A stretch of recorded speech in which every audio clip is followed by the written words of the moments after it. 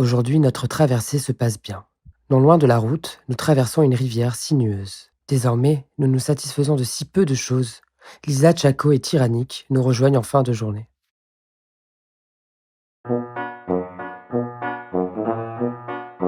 Nous sommes en guerre.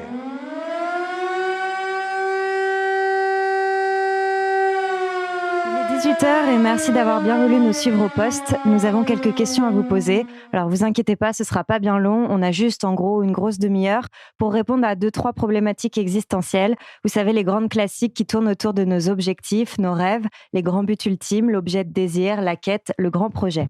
Alors pas de panique, ça changera pas des réunions de famille habituelles où tu dois expliquer à ta cousine que ta passion est devenue ton seul but dans la vie, improviser des plans concrets de mise en pratique auprès de ton oncle qui veut absolument connaître et comprendre les mécanismes financiers de ton secteur d'activité, expliquer à mamie pourquoi elle t'a pas vu dans The Voice cette année et à ta mère pourquoi tu fais pas comme cet artiste génial dont elle a oublié le nom mais qui a un super concept de vidéo sur Internet.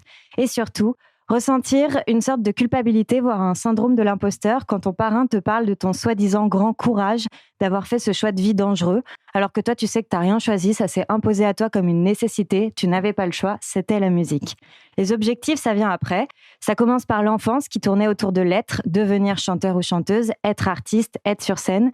Il y a l'apprentissage, quelle école, quel instrument, quel projet, quel tuto pour enfin comprendre ce logiciel de merde. Il y a les grands rêves que tu ne divulgues à tes proches que sur le ton de l'ironie, genre Bercy, le Stade de France, le Super Bowl, le feat avec Beyoncé. Il y a ceux que tu ne réalises jamais, sauf que tenter, c'est déjà faire quelque chose de beau et que quelqu'un ou quelqu'une d'autre ne fait pas. Il y a ces successions d'inlassables échecs qui nous tuent jusqu'au nouveau recommencement de la prochaine défaite. Toutes ces œuvres uniques, qu'elles aboutissent ou qu'elles foirent. Il y a la création qui émane de toi parfois justement dans les périodes sans but. Il y a cette folle envie de précisément s'en foutre des objectifs et de vouloir juste bouffer de la musique et boire un petit bol de coquillettes de temps en temps. Et puis il y a surtout cette chose qu'on n'a toujours pas nommée, cette passion qui nous brûle et qui est à la fois l'enjeu, le but, la mise en œuvre, la frustration, le problème, la solution et l'objectif ultime. La grande quête qui nous empêche parfois de vivre toutes les autres ou bien qui, lorsque nous les vivons, les ramène systématiquement vers elles. Don Juan disait « Quoi ? Tu veux qu'on se lie à demeurer au premier objet qui nous prend, qu'on renonce au monde pour lui et qu'on n'est plus Dieu pour personne ? Et peut-être que comme lui, nous irons jusqu'à brûler, la tête haute, faisant comme si on avait eu le choix. Alors puisqu'on a choisi, reprenons l'interrogatoire. C'est quoi l'objectif ? Hey, bang! Déjà, ça installe la chose. Du coup, vous l'aurez compris, le thème d'aujourd'hui, c'est les objectifs. Qu'est-ce qu'on entend par les objectifs ? Ça peut être plein de choses. C'est les objectifs qu'on se fixe, par exemple, avant même de faire ce métier-là, quand on commence à le faire, quand on évolue dedans, les objectifs que notre entourage peut nous fixer. Donc voilà, on va parler un peu de tout ça. Donc déjà, on va faire un petit tour de table déjà juste pour présenter. Donc avec nous, il y a Chaco, déjà trop bien. Donc Chaco, bienvenue. Tyrannique. Et Lisa, je termine par Lisa parce que du coup, l'anecdote est drôle. Pendant quelques temps, j'étais surveillant en collège. Et du coup, Lisa était une de mes élèves, donc je trouve ça incroyable de la retrouver dans ce milieu-là de la musique, quoi. Du coup, on va commencer par discuter d'un truc très simple. Vous, aujourd'hui, c'est quoi votre objectif ultime ? Le plus grand projet de votre vie, ça serait quoi aujourd'hui ? Ça terminerait où, quoi ? Quel est l'objectif ? Je trouve que ça évolue énormément avec le temps. On a tendance à s'habituer très vite à la situation dans laquelle on est. C'est-à-dire que si tu me posais cette question il y a 5 ans, je t'aurais dit des trucs. Et il y a pas mal de ces choses-là que j'ai réussi à atteindre aujourd'hui. Pourtant, aujourd'hui, je me sens pas satisfait ou j'ai d'autres objectifs. Parce que tu t'habitues, en fait, à la situation, ça devient très vite normal. Comme quand, je vais te donner un exemple bête, genre, t'as vraiment envie d'avoir ton bac et genre d'atteindre l'université où tu veux aller. Et t'as ça, et très vite, tu normalises la chose. Mais toi, du coup, aujourd'hui, là, si à l'instant T. Je sais pas exactement dans quoi, parce que même mes goûts changent avec le temps et j'ai toujours envie d'explorer d'autres univers. Mais pouvoir avoir un public fidèle qui va me suivre dans n'importe quoi et pouvoir vraiment vivre de ça tout le temps et pouvoir même parfois vouloir prendre le temps de faire une pause et de savoir qu'il y a quand même des gens qui vont m'attendre. Ça, en tant qu'artiste, je pense que c'est quand même pas mal. C'est rassurant. Je te rejoins grave sur ce que tu dis justement sur le public, sur la communauté. Tu vois. Moi, je dirais que là, l'objectif principal, c'est la liberté créative, la liberté financière aussi. Parce qu'en vrai, je pense que tout ce qui s'est passé là, ces derniers temps, ça m'a rappelé qu'en fait, c'était ça le plus important, tu vois, c'était la liberté. Je vais adorer cette émission vraiment parce que je trouve que c'est Mais très ce qui est intéressant, c'est que là, du coup, dans les deux cas, on est sur un objectif plus de structure, enfin, non, pas de structure, mais genre plus que je veux faire ça ou je veux être ça, je veux partager ça, vivre de ça. En fait, c'est un cadre qu'on cherche finalement. Pour ma part, je sais que je fais de la musique aussi pour transmettre ce genre de choses, tu vois. Bien sûr. C'est pour ça aussi que je fais de la musique, tu vois. Ça passe, comme Tchako disait, justement, par le fait de se construire une communauté, petite ou grosse, mais qui te suit dans tout ce que tu fais, quoi. Bah moi, j'ai comme objectif, plus dans le présent, cette année, c'est de me dire, j'ai envie de placer des artistes que j'écoute chaque jour, et je trouve ça ouf de me dire qu'il y a genre quelques années, j'écoutais des rappeurs, et aujourd'hui, je peux avoir l'occasion de les placer par le biais du fait que je suis en contact avec des beatmakers ou des choses comme ça. Et je me dis juste de pouvoir placer des mélodies, ce serait déjà un... Parce que toi, du coup, quand tu dis placer, t'entends quoi par ça? Composer pour des artistes avec des... Bah, j'ai déjà fait Sous The Kid, je sais pas si vous voyez qui c'est. Ambre aussi, c'est une amie à moi qui est super forte. Et j'ai aussi comme objectif de continuer de développer mes projets, parce que j'ai sorti qu'un single pour l'instant, mais j'ai beaucoup de choses qui arrivent cette année. Ouais, donc tu as ce côté-là de autant bosser pour d'autres projets que pour le tien. Mais je trouve ça dingue déjà d'avoir ce développement-là, entre guillemets, en début de carrière, tu vois. Enfin, c'est trop cool. Mais bien, putain, c'est intéressant. Est-ce que quand vous démarrez, par exemple, un son, un projet, un EP, est-ce que dès que vous le commencez, vous savez où ça va aller ? En tout cas, vous avez cette idée de finalité, de ça va terminer comme ça, ou est-ce que vraiment vous dites je me laisse porter par le truc et advienne que pourra? Je pense que ça dépend. Moi, je sais qu'un morceau, j'arrive à le visualiser en fait avant de le commencer. Tu vois, quand je bosse dessus, je sais comment je veux qu'il soit en tout cas. Mais il y a aussi des moments où je fais plein de morceaux et je calcule rien du tout. Ouais. Et au final, en fait, en réécoutant tout, tu te dis mais c'est super cohérent en fait. Donc en fait, inconsciemment, tu vas quelque part. Mais tu mets pas de mots dessus, tu vois, tu mets pas d'intention précise. Ça me fait grave écho ce que tu dis, tu parles beaucoup d'inconscient. Et moi, je m'en suis vachement rendu compte là, tu vois, j'ai toujours l'impression de réfléchir à comment je vais faire les trucs et tout machin.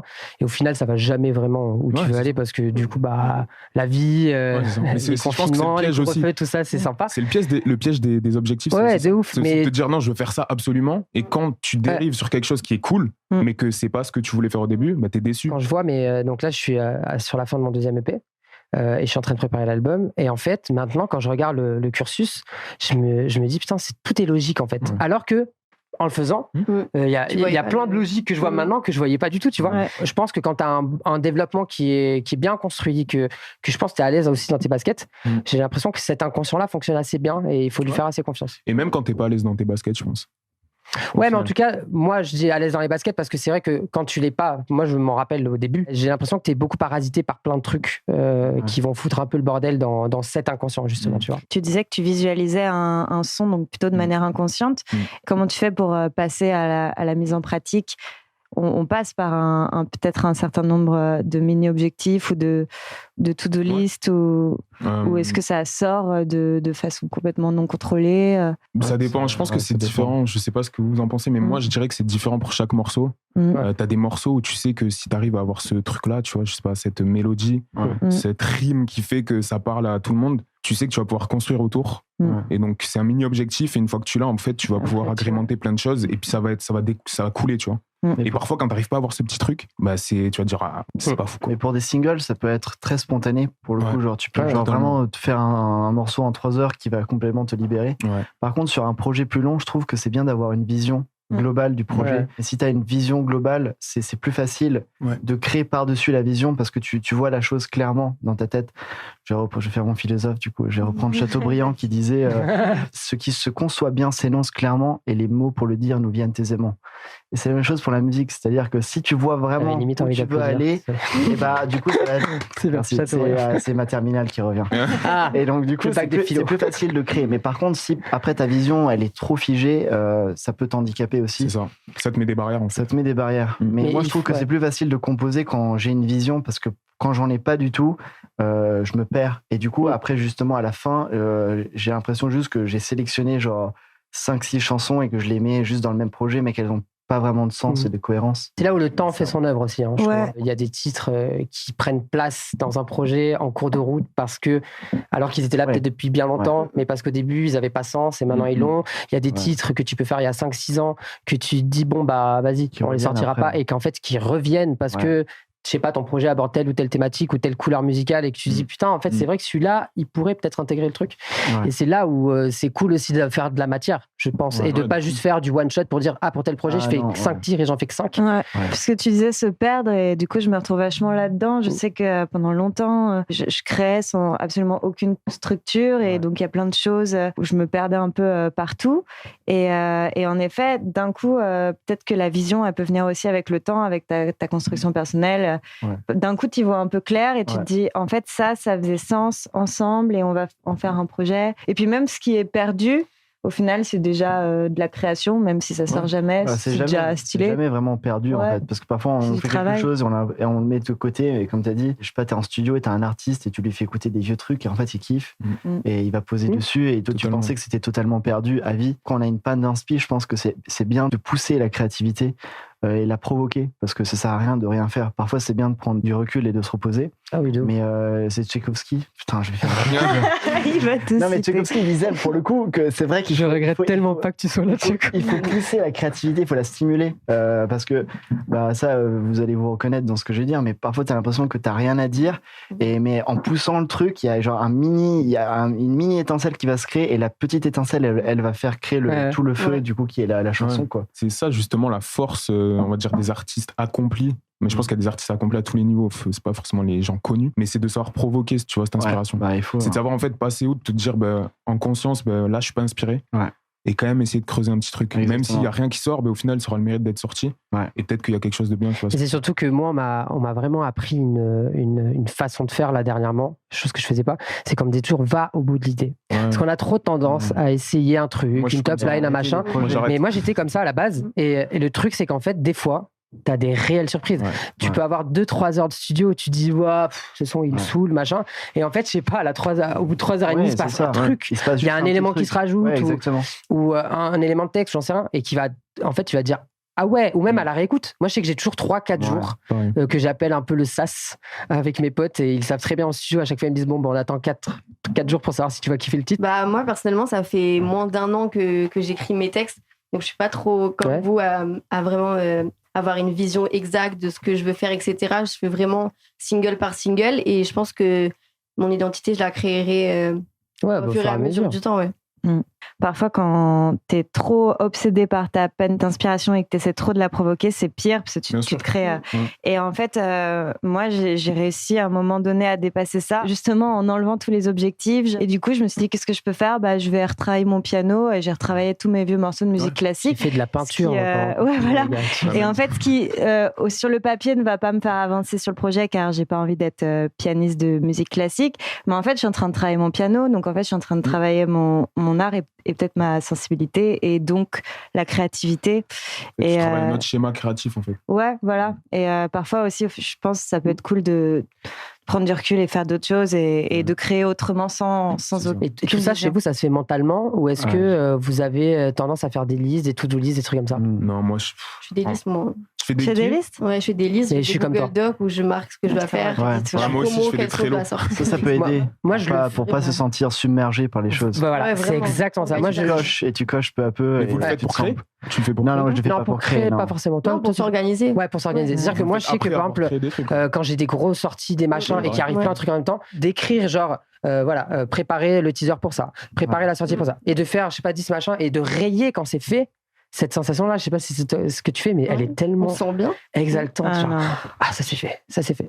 Et du coup, ça te permet d'avoir aussi une vision. En fait. Moi, rien que faire une liste, c'est ça qui m'angoisse. Par rapport au piano et la créativité, parce que du coup, pendant le confinement, toute cette période-là où on est obligé de s'adapter et de faire d'autres choses, du coup, moi aussi, je me suis remis à jouer du Chopin et à jouer du Debussy et tout ce que je faisais au conservatoire quand j'étais plus jeune, que j'ai plus fait depuis des années, parce que j'étais focus sur ma création et ma musique et tout. Et en fait, comme j'avais du temps, je me suis remis à faire des choses que je faisais plus, comme lire et jouer du piano, et vraiment faire des choses que j'aime, pas pour réussir dedans, mais juste parce que j'aime les faire. Alors déjà, c'est déstressant. Et du coup, le fait d'avoir des partitions et de voir qu'est-ce que les mecs faisaient, et que c'était des génies quand même, faut pas l'oublier, et ça m'a permis de composer différemment, en utilisant des accords romantiques du 19e siècle, quoi, ou du 20e siècle. Donc je me mets en fait à étudier des schémas d'accords de Debussy, Et après, évidemment, tu les fais à ta pâte et tu fais les fais à ta sauce. Toi, tu les fais clairement à ta pâte. Moi, j'adore. C'est le mec qui te ramène Debussy avec de la trappe. Mais donc, du coup, tout sert, en fait. Et rien ne se perd, tout se transforme. Donc, yes. Belle. Incroyable. Moi, je me sens très con. Non, mais je vais passer pour un mec ultra pédant qui est non, pas du tout. Ça sera pas monté comme ça. Mais en tout cas, moi, j'adore parce que ça élève aussi la réflexion d'avoir un discours comme ça. Couper toutes mes citations au montage. Est-ce que l'objectif a changé au fur et à mesure C'est là où je rebondis sur ta phrase. C'est déjà pour moi le terme décider. Est-ce que vous avez décidé ou pas? J'ai commencé le piano à l'âge de 5 ans. C'est ma mère qui m'avait forcé, entre guillemets. J'aimais pas du tout ça. Et du coup, dans ma tête, je me disais, ça me saoule le piano. Je fais que du classique et tout. Et en fait, j'ai rencontré un prof de piano il y a 4-5 ans qui, lui, m'a fait découvrir tout ce qui est oreille musicale, faire tout ce qui est à l'oreille, en fait, et de plus forcément lire des partitions. Et à partir de là, j'ai commencé à composer. C'est là où je me suis dit, je pense que je vais en faire mon métier. Je veux vraiment faire quelque chose de pro là-dedans et pas juste faire des cours de piano, en fait. Du coup, c'est un peu cette rencontre-là, quoi. Vraiment, ouais. Au début, moi, je faisais de la musique électronique pure et dure, genre très commerciale, EDM et tout. Et j'en suis plus du tout là. Maintenant, j'ai presque envie de faire un album entièrement acoustique, piano. Pourtant, je suis la même personne, mais t'as grandi. Mais j'ai grandi et j'ai évolué et mes goûts ont changé aussi.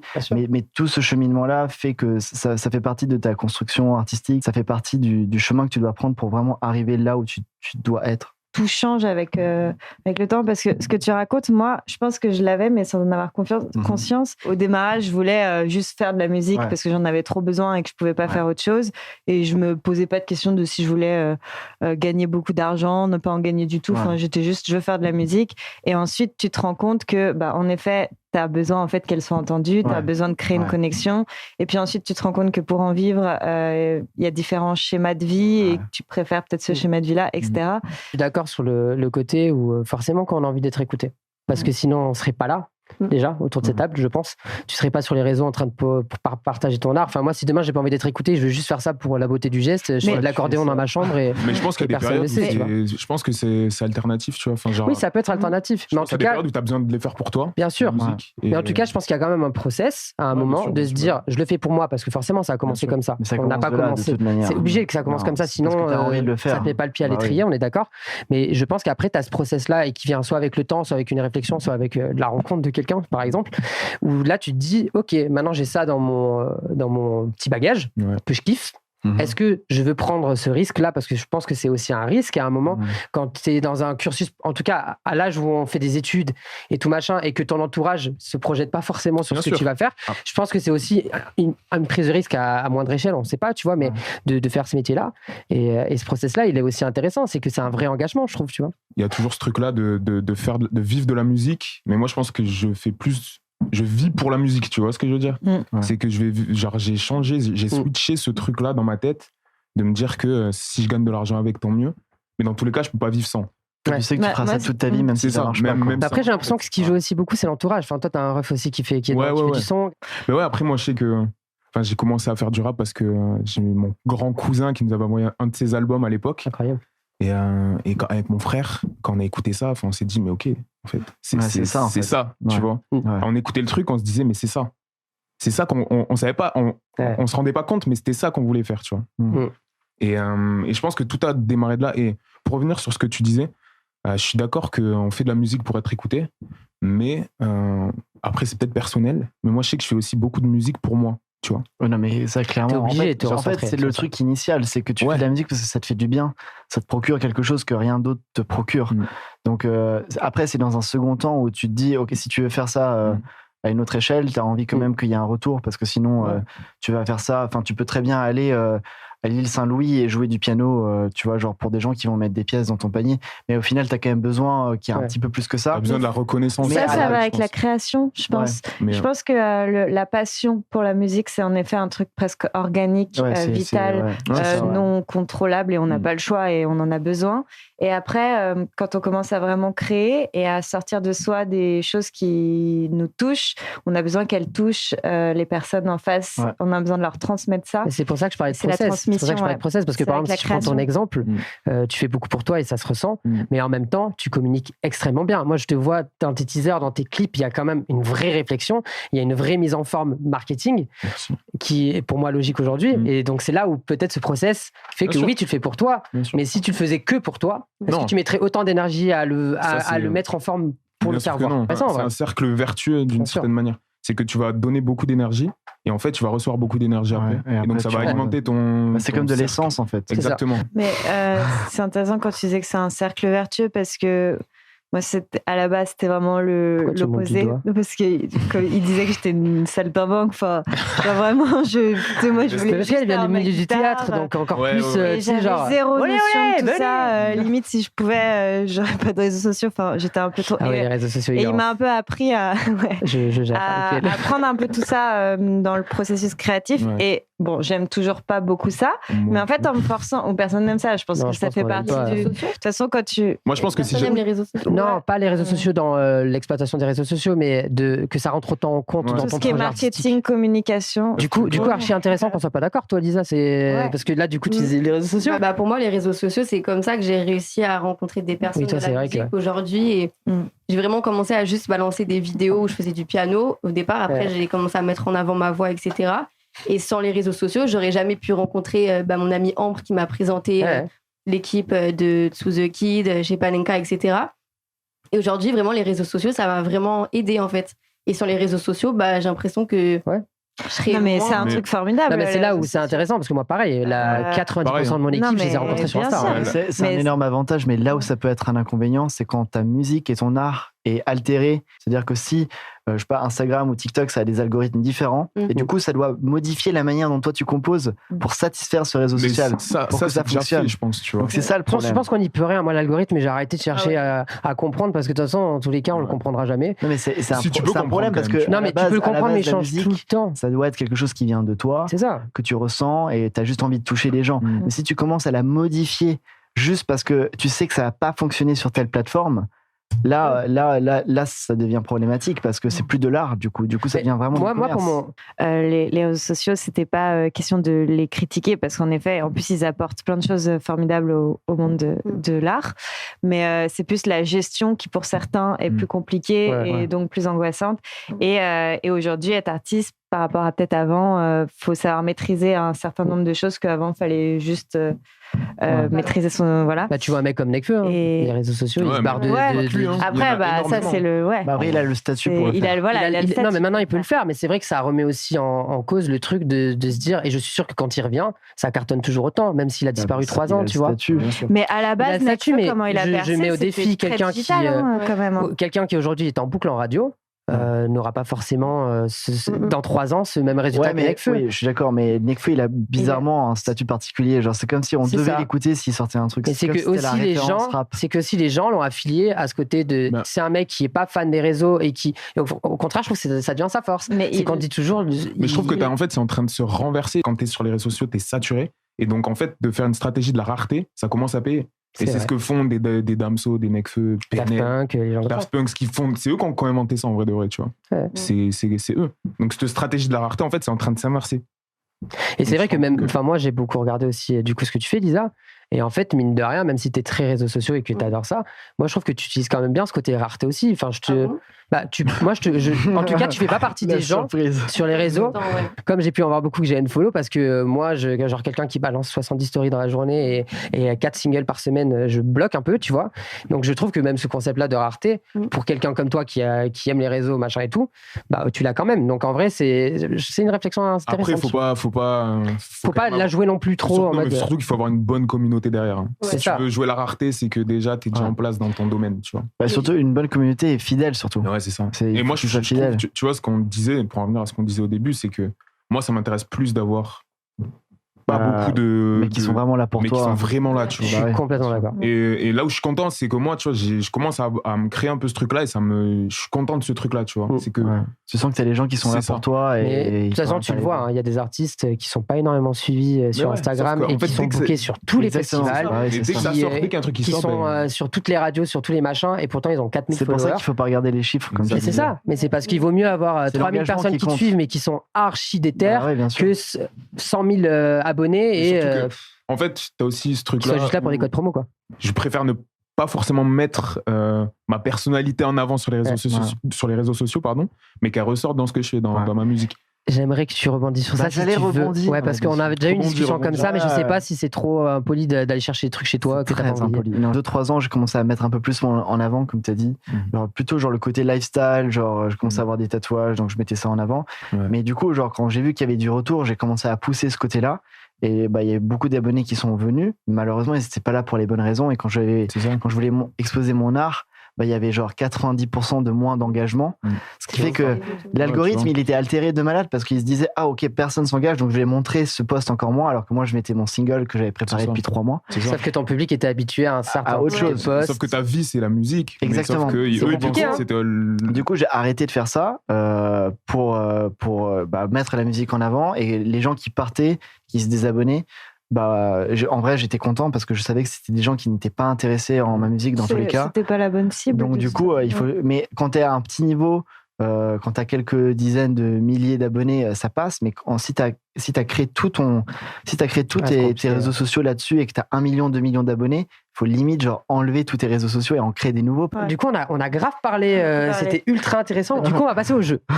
Alors le jeu s'appelle le jeu de la voix. Je me suis dit que généralement les objectifs on s'est fixés généralement assez tôt, ou en tout cas dès qu'on commence à avoir un peu une réflexion étant enfant, on a souvent des objectifs qui commencent à arriver. On va vous diffuser une à une des voix de chanteurs très connus mais qui étaient enfants, a cappella.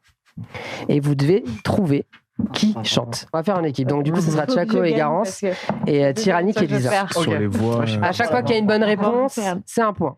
Voilà, 2 droits, 2 écoutes. Ok, on part pour le premier extrait.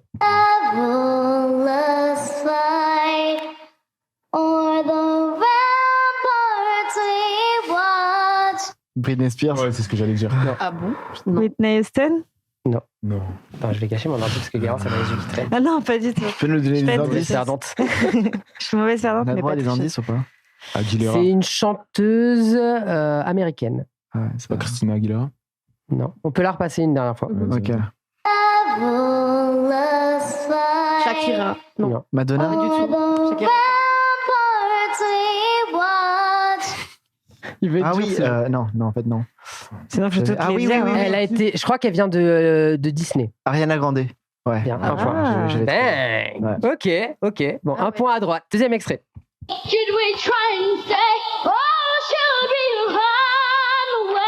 Timberlake. C'est incroyable. C'est un vrai chanteur, lui? C'est une fille. C'est une fille. Attends, tu peux remettre s'il te plaît parce que là, On remet.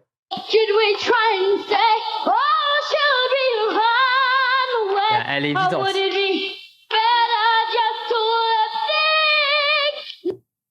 Une femme Tu peux nous donner américaine. Américaine. Une des plus grandes de sa génération. Aretha Franklin. Même pas de sa génération, une des plus grande encore aujourd'hui. Non. Aujourd'hui? Tu peux remettre Beyoncé? Voilà. Un point. Beyoncé. Beyoncé? Ah ouais. Vous avez pas reconnu? En plus, dès le début, je voulais dire Beyoncé, mais je me suis dit. Lisa et Tyrannique, on se réveille. Ouais. Donc, le troisième extrait. Bieber. Un point. Putain, vif, hein. Et alors, sur ça, je pense que c'était facile. Je Parce savais qu'en que fait, t'allais dire. Bieber, on l'a. Non, mais c'est ce qu'on s'est dit en off, c'est que Bieber, on l'a connu enfant. Ouais. Ouais, non, Donc, mais son même, timbre. surtout que je me suis dit, bon, tu mets des gens qui ont percé un peu enfant, tu vois. C'était obligé que. Donc, tu vois, en gros, de- poliment, je t'ai dit que t'as trouvé la réponse la plus facile. C'est la réalité. Donc, 2-1. Ok. Quatrième extrait.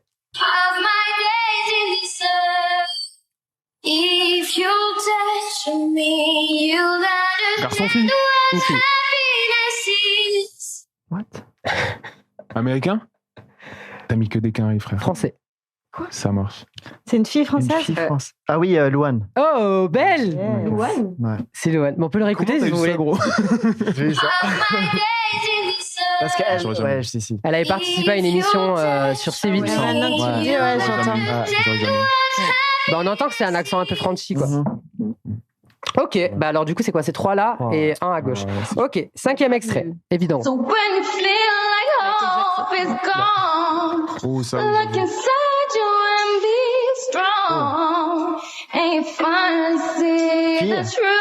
Fille ou Ouais, garçon? c'est une fille. C'est pas. Ah oui, Non. Vous connaissez tout ça. C'est pas Gilo? Non, mais beaucoup plus connu. Enfin, beaucoup plus évident, quoi. Ouais. Attends, tu peux remettre ça? Alors, on met un extrait. Pensez aux vibes. Quoi? Oui, mais je reconnais. Christina Aguilera. Mais les vibes, en fait, tu la reconnais bien. Oui, je sais qui c'est, mais j'arrive pas à mettre le nom dessus. Je sais pas. Juste que la voix, je connais la voix, en fait. Vous l'avez pas? Moi aussi, je l'ai.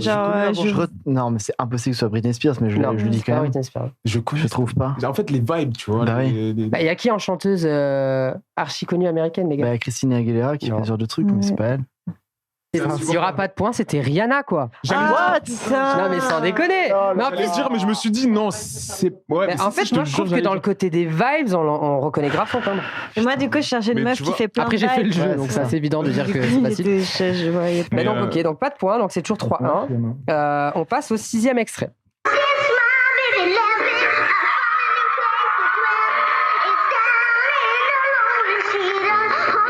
Garçon. Michael Jackson. Timberlake. Non. Je l'ai pas. Bruno Garçon. Mars. Showman. Bruno Mars. Bang. De 7e écoute. Enfin, 7e. Tu t'appelles Émilie Jolie. Vanessa Paradis. Vanessa Paradis. Tu t'appelles Émilie. J'ai vu la peut vidéo. même plus réfléchir, on peut plus rien dire. Là, tu la reconnais direct. Là, c'est reconnaissable. Ok, 6-1. On passe au 8e extrait. Très dur celui-là. Garçon, fille.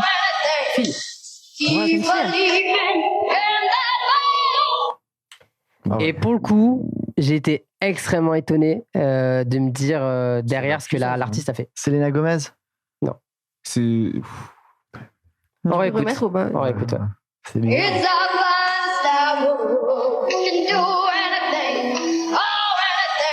Miley Cyrus.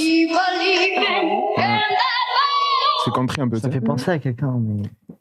Franchement, si vous le trouvez, vous êtes chaud. Parce que moi, j'étais. Pas depuis le début. Ouais, vous l'avez déjà dit depuis le début. Non. Aguilera. Britney Spears. Si, c'est Britney Spears. Voilà. Et ouais, j'ai trouvé incroyable. Et en fait, j'en parlais avec Dean, qui était là la semaine dernière sur l'émission J'avais. C'est qu'il m'a raconté qu'en gros, à l'époque, Britney Spears était à la même période que Christina Aguilera. Elles étaient dans le même label, je crois, un truc comme ça.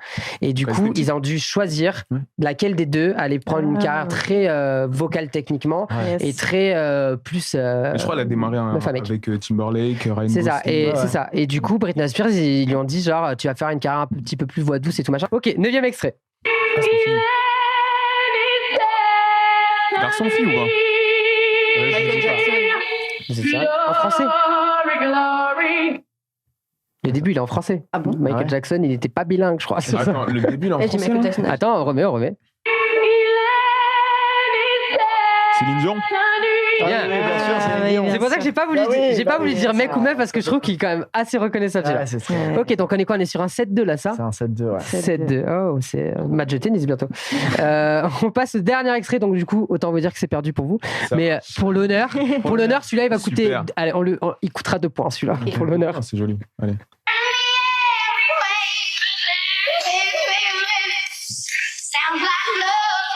On l'a dit.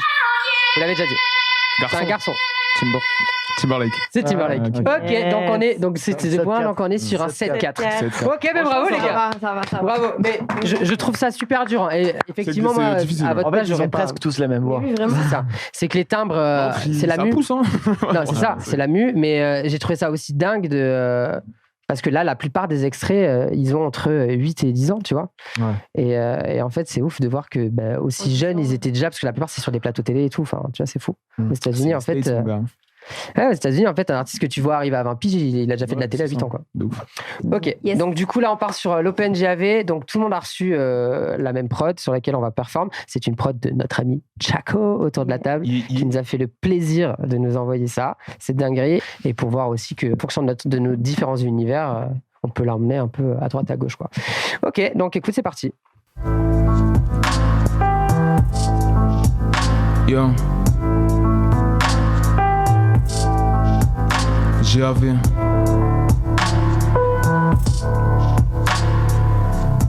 Hey, yo, hey. Tu peux m'appeler tyrannique, mais j'ai que de l'amour à donner. Je le fais beaucoup pour mes gars, juste un peu pour les abonnés. J'ai des codes dans la tête, un peu comme des métadonnées. Je me sens vivant quand j'ai mal ou quand le beat se met à cogner. Je pense à mettre de l'ordre dans mes pensées. Ce soir je vais m'épancher, impossible de flancher.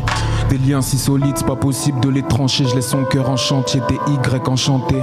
J'ai des rêves, des objectifs, donc je me lève tôt comme si j'attendais une perquise. Dans la brume je vois l'éclaircie, mais leur monde est immersif. Je perds pied, je ressens plus l'inertie. Pour le dire simplement, c'est pas trop la fête en ce moment. Le soir je crois que c'est fini, mais le matin ça recommence.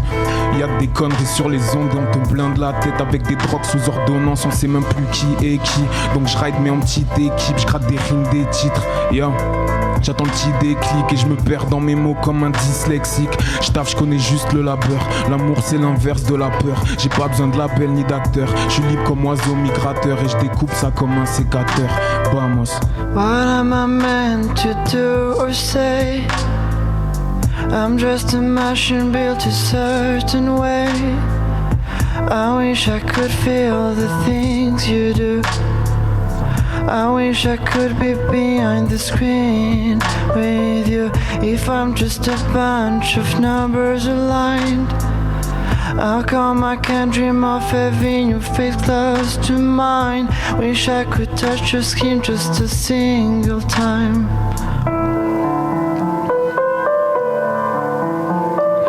How does it feel to feel the pace of your heartbeat in your chest?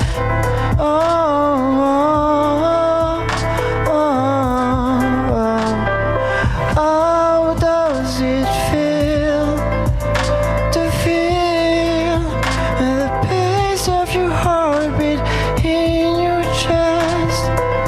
I'll never be able to express.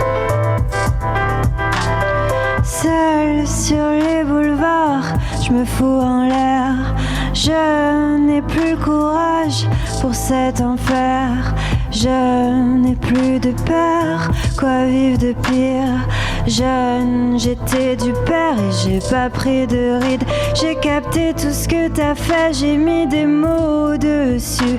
J'ai zappé, tout effacé et puis c'est revenu. Tu m'étonnes que je sois en colère. Trop d'années dans le faux, 22 pyjamas terre. À gerber tout l'après-midi avec ma peine. Un seul vice t'a permis de ruiner ma vie.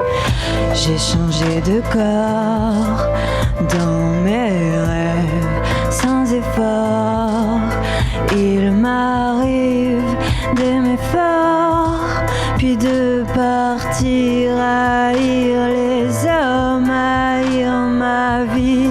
Et je me noie dans les abîmes, et je me nuis, et je m'abîme. Je vais vers ce qu'il faut guérir, une diversion pour ne pas qu'il saisisse. Quand il marche tout le matin, j'ai appris à souvent disparaître. Encore une claque et je ressens au moins mon esprit et mon corps renaître. J'aime pas quand tu me dis que tu m'aimes, j'aime pas quand on lit nos mains. Je crois que j'ai avalé toute la scène, l'estomac rempli de miettes. J'ai dessiné l'amour dans un pot de chambre, lassé de faire la cour à des tas de gens. J'ai dessiné l'amour comme on regarde le vent, celui qu'on laisse passer sans rester dans. J'ai dessiné l'amour dans un pot de chambre, lassé de faire la cour à des tas de gens. J'ai dessiné l'amour comme on regarde le vent, celui qu'on laisse passer sans rester dans. Vide, vide dans ma vie, vie. Que toi pour remplir ce vide, vide dans ma vie, vie. Me laisse pas seule dans l'oubli, oubli dans ma vie, vie. Que toi pour remplir ce vide, vide dans ma vie, vie. Y'a ce truc en moi, oh no, qui me dit que sans toi, j'y arriverai peut-être jamais. J'suis tombée tellement bas, oh no, perdu dans mes pensées. J'imagine te retrouver, te retrouver. Yeah. Lourd. Vous, est-ce qu'il y a un parcours qui vous fascine et si vous deviez prendre la place d'un artiste vivant ou mort, ce serait qui? Moi, il y a un parcours qui me fascine parce que j'aime bien la sensibilité du mec et quand il parle, j'ai l'impression que je m'y retrouve un peu. C'est L'Homme Pâle. Je sais pas pourquoi, mais genre le mec me touche en fait quand il parle. Et c'est un mec qui est passé par beaucoup de phases et surtout quand il a fait son duo avec Nekfeu, il y a beaucoup de gens qui l'ont un peu descendu et du coup j'imagine qu'il a dû prendre assez cher à ce moment-là. Et pourtant, regardez où il en est maintenant. Son documentaire là sur YouTube, Regarde-moi, il est incroyable. Ouais. Et même toutes ces interviews que j'ai vues derrière, ça m'a vachement inspiré et ça m'a vachement fait comprendre que si tu travailles et si t'es vraiment sûr de toi et de ta vision, tu peux aller très loin. Dans son docu, ce que j'ai trouvé archi intéressant et du coup couillu un peu, c'est qu'ils expliquent que genre, du coup, ils sont une équipe qui suit depuis très longtemps, que genre, première signature, je crois, ils ont pris un 10-15 000 balles et ils ont tout foutu dans un clip. Genre, et je trouve ça vraiment, parce que là, maintenant, on le voit comme ça, moi, je pense que demain, je signe pour 15 000, je suis pas sûr de tout mettre dans un clip, je trouve ça extrêmement prise de risque et au final, ce mec, il transpire ça, quoi, la prise de risque, et c'est trop bon. Concernant le parcours, je dirais Sofiane Pamar parce que c'est qui, Sofiane? Tu connais pas Sofiane Pamar? C'est un pianiste. C'est un pianiste en gros, du conservatoire. Il se dit king du piano français. En gros, il a vraiment commencé à être juste au conservatoire. Il ramène sa touche classique dans tous les morceaux de rap. Il est trop chaud. Donc en termes de piano, je dirais Sofiane Pamar. Et si je devais prendre la place d'une artiste, moi j'aime beaucoup Angèle parce que je sais qu'elle compose ses prods comme moi. Et que, au départ, quand elle a commencé, elle était très timide, elle osait pas trop sortir sa voix et je me ressens un peu dans sa fragilité, on va dire. Il y a beaucoup de parcours qui m'intéressent, que je trouve passionnants. En fait. T'en as pas un genre en... Bob Marley, en vrai, c'est cliché, tu vois, mais je trouve que niveau même engagement social, tout ce qu'il a laissé à la culture, tout ce qu'il a laissé socialement pour son pays et tout, c'est incroyable. Après, je sais pas, moi, c'est beaucoup les pionniers comme ça qui m'intéressent. Tu vois ce que je veux dire, genre, même Jimi Hendrix, j'aime beaucoup. Mais toi, t'as un vrai rapport à la musique, mais aussi avec la société, l'histoire, machin. Et moi, j'adore ça aussi. Je pense que c'est assez côté un peu engagé. Mais c'est que j'ai grandi un peu en m'inspirant de ce genre de personnage aussi, tu vois. Et pour conclure sur... Mais toi, Garance, parce que moi, vraiment, là, même si t'es dans la team Quartier en vague, je connais pas ta réponse. J'ai aucune idée, du coup, je vais réfléchir. Bah ouais, mais c'est ça qui est bien, la vie, c'est la surprise, tu vois. Non, mais... je pense, mais alors, ça fait un peu... la fin est triste, mais le parcours d'Amy Winehouse vraiment me fascine. Quand j'écoute sa musique, je pleure parce que je me dis putain, mais j'aimerais qu'elle ait vécu plus longtemps pour qu'elle nous ait offert encore plus de. Heureusement, on a Billie Eilish un peu qui est arrivée. Moi, je trouve qu'il n'est pas la même chose, mais je la compare pas mal à Amy Winehouse. Mais Amy, je sais pas, il y a un truc mystique, quoi. Incroyable. Et à la place de qui Vanessa Paradis, vu qu'elle s'est tapée Johnny Depp, et puis ça a marché assez rapidement. En fait, elle aimerait prendre la place de Vanessa Paradis, mais à cette époque, avec Johnny Depp. Est-ce que vous avez d'autres grands objectifs à part la musique dans la vie? Ou est-ce que vous êtes complètement obsédé? Est-ce qu'il y a d'autres aspirations? À côté, avant de la musique, je faisais du théâtre, donc j'aime beaucoup le cinéma, le théâtre, les tournages et tout. Donc je me dis que. Et là, tu continues en ce moment ou t'as arrêté? Non, j'ai arrêté. Je me suis concentrée sur la musique, mais je fais des petits tournages, figurations et tout. Et question comme ça, là, du coup, t'as déjà tourné des clips? Ouais.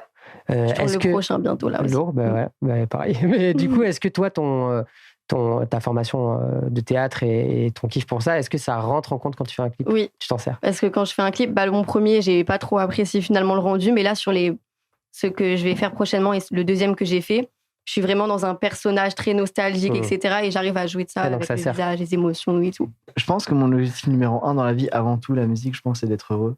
Je pense que c'est important. Je pense qu'être heureux pour des petites choses, et surtout en ce moment, on s'en rend compte que on peut se satisfaire de peu et qu'on peut trouver 2-3 choses qui nous passionnent, qui nous font vibrer. Et au final, on se sent bien dans notre peau. C'est le grand projet, C'est le grand projet. C'est le vrai objectif. C'est surtout que j'allais dire que c'est tellement le bon discours pour terminer GAV. On va faire un dernier petit tour de table. Du coup, vous en êtes où? Qu'est-ce qui est prévu? C'est quoi la suite? Instant promo, quoi. Lisa. J'ai mon prochain single qui sort le 25 mars, là, avec un clip le 26. Et dans 2 semaines, je tourne mon prochain clip. Donc, je vais balancer plein de singles. Donc là, c'est les actualités. Ok, donc il faut suivre Lisa de ouf en ce moment. Ça se passe. Ok, toi, Tyrannique? Moi, là, j'ai un son qui est sorti sur une plateforme qui s'appelle Le 11, dont on avait déjà parlé. Je vais aller faire quelques morceaux du côté de la GDS, Good Dirty Sound, pour ceux qui connaissent. Donc, peut-être qu'on se sera déjà croisés, on ne sait pas. Et à côté de ça, sûrement 1 ou 2 projets cette année. Là, t'as déjà sorti pas mal de choses, toi, entre-temps. Sur mon 2e projet. Le dernier, c'était un projet 10 titres. Je sais que t'aimes pas dire album ou EP. Non, je te connais un peu. J'aime pas trop ces termes-là. Ouais, ça me correspond pas trop. Mais il y a quand même l'ADN d'un album, mais je peux pas appeler ça un album. Mais donc, je dirais 1 ou 2 cette année. Et entre-temps, pas mal de singles qui vont sortir. Et notamment pas mal de feats avec d'autres artistes. Pas forcément sur les projets ou quoi, mais je partagerai tout ça sur les réseaux. À suivre de fou. Sur Insta. Thermic, très très fort. Jaco. Je compose un projet avec ma mère qui est chanteuse d'opéra. Et du coup, on essaie de mettre en avant nos 2 univers. Donc moi, la musique électronique et ma mère, le chant lyrique. Et voilà, je pense que ça va sortir à la rentrée. Oh, écoute, on suivra tout ça. Du coup, c'est le moment de se quitter. Le petit instant GAV de résistance et d'amour autour de cette table de passionnés se termine. C'était trop cool de vous avoir. C'était génial. On est vraiment, j'ai adoré ce moment. C'était ultra philosophique et en même temps super détente. Donc j'adore ça. C'était apaisant. Et voilà. Et du coup, n'hésitez pas à suivre les projets des gens autour de la table, à vous abonner à la chaîne, tout ça. À très vite pour une prochaine vidéo. Merci, au revoir. Merci pour le... Nous sommes en guerre.